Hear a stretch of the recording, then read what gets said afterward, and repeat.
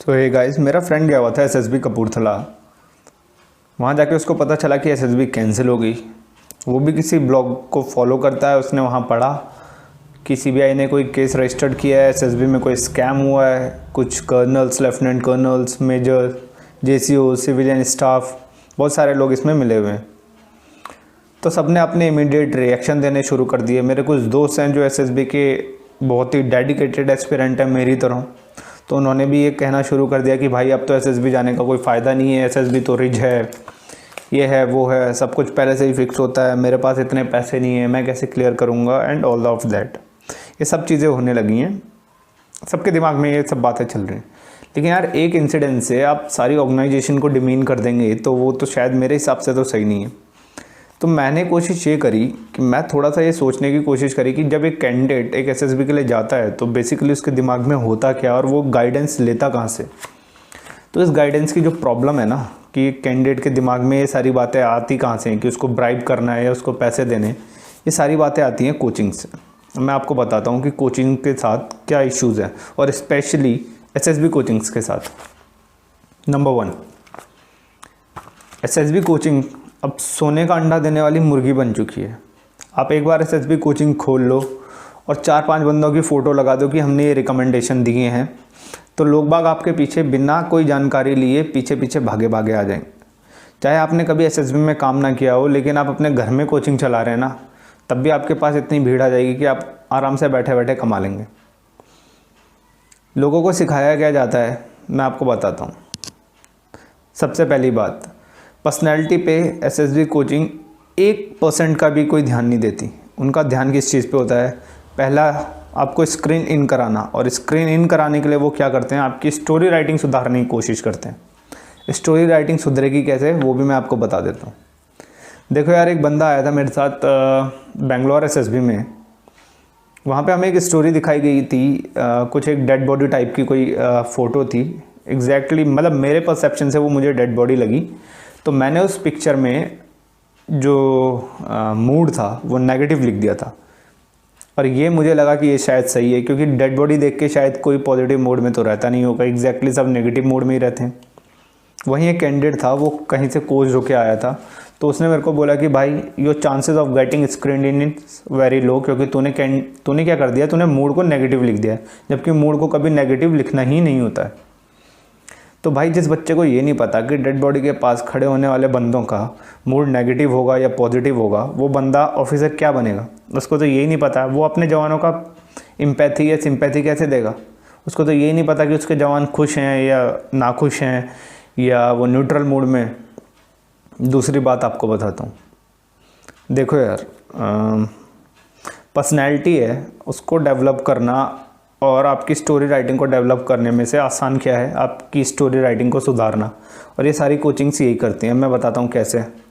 मेरा एक friend coaching में गया, उसको क्या कर दिया गया, सेट ऑफ पिक्चर्स दे दी गई और उसके साथ ही वो स्टोरीज़ लिख दी गई हैं, और हर स्टोरीज़ के साथ पॉइंट कर दिया गया है कि उसमें कौन सी ओएल की क्वालिटी उसमें शो होती है। जैसे कोई एक पिक्चर है, उसमें एक बंदे को हीरो बना दिया जाता है। उस हीरो के कैरेक्टर के राउंड वो 15 जो OLQs हैं, उनके राउंड अबाउट उस हीरो का कैरेक्टर कर दिया जाता है कि वो बहुत डिसिप्लिन्ड है, सुबह उठता है, बहुत डेडिकेटेड है, फलाना है, ढिमाका है। ये सब चीज़ें उसमें कर दी जाती हैं। उस बंदे ने वो स्टोरीज़ पढ़ी, वो सब कुछ लिखा, और वो एसएसबी के लिए गया, और वो पहली बार में स्क्रीन आउट होकर आया। वो बड़ा निराश हुआ, क्योंकि उसको ऐसा लग रहा था कि भाई मैं तो 7वें आसमान पे हूँ, मुझे तो सारी स्टोरीज़ आती हैं, चाहे पिक्चर कैसी भी आ जाए। लेकिन भाई, वो जो साइकोलॉजिस्ट वहाँ पे बैठा है ना, वो कई सालों से ऐसी स्टोरीज़ को पढ़ता हुआ आ रहा है। उसको पता है कि कौन बंदा कहाँ से कोचिंग लेके आ रहा है।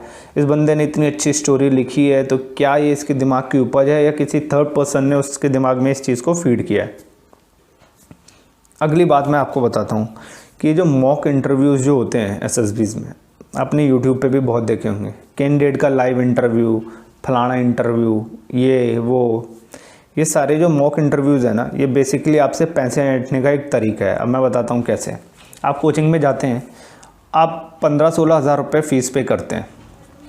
फिर आपको कहा जाता है कि हम आपका ब्रिगेडियर साहब से इंटरव्यू करा देंगे, आप 3,000 रुपये दे दीजिए, आप 2,000 रुपये दे दीजिए, या आपसे कोई सर्टेन अमाउंट मांग ली जाती है कि आपका इंटरव्यू ब्रिगेडियर साहब ले लेंगे या कर्नल साहब ले लेंगे या मेजर जनरल साहब ले लेंगे, और ये मॉक इंटरव्यूज़ के नाम पे आपसे पैसे की उगाही की जाती है।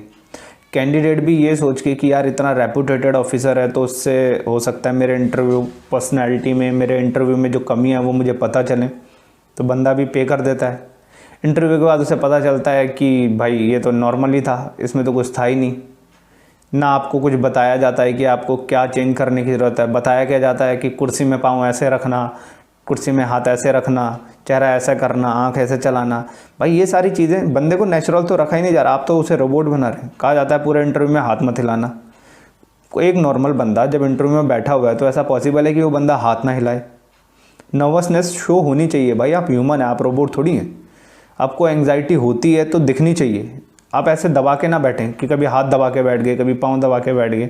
जो आपका नेचुरल सेंस है आप उसको बाहर निकालिए। अगर वो आपको सेलेक्ट करते हैं तो आपकी जो नेचुरल पर्सनैलिटी, कम से कम आपको ये तो पता चलेगा कि आप जो नेचुरली हैं वो पर्सनैलिटी आर्मी के लिए फिट है। अगर नहीं है तो आप उस पर काम कीजिए। लेकिन ये तो नहीं ना कि आप एंग्जाइटी बहुत है और आप कुर्सी में सीना तान के बैठे हुए हैं जस्ट बिकॉज कि मेजर साहब ने या कर्नल साहब ने आपको ये बोला है कि बैठे रहना बेटा, इंटरव्यू में हिलना मत, पाँव हिलने नहीं चाहिए, हाथ कुर्सी के बेस से उठने नहीं चाहिए, ये नहीं होना चाहिए, वो नहीं होना चाहिए। तो ये सारी चीज़ें मेरे अकॉर्डिंगली गलत हैं। अगली बात जो आती है, कोचिंग्स कैसे कैंडिडेट्स का बेवकूफ़ बनाती हैं। कोचिंग्स के एड्स अगर आप देखेंगे ना तो आपको पता चल जाएगा कोचिंग्स अपने एड्स को कैसे प्रमोट करती हैं। सबसे बड़ी बात, पहले वो कोई सर्टिफिकेशन अपने ऊपर डाल देंगी, ISO फलाना, ISO ढिमाका सर्टिफिकेशन। उसके बाद वो अपने आप को दिखाएंगी कि हमारा जो क्या कहते हैं टीम है, उस टीम में 2-3 कर्नल साहब होंगे, एक आध JCS को डाल दिया जाएगा, उसको लिख दिया जाएगा कि ग्राउंड्समैन यहाँ था, ये वो फलाना इंस्ट्रक्टर वहाँ था, ये वो था। ये सब कुछ आपको मेंशन करके एक वेबसाइट में या अपने जो ऐड पोर्टल है उस पर शो कर दिया जाएगा, जी ये सारी चीज़ें हम प्रोवाइड करते हैं। बंदा भी इन्फ्लुएंस हो जाता है कि कर्नल साहब हैं तो शायद सच ही बोल रहे होंगे।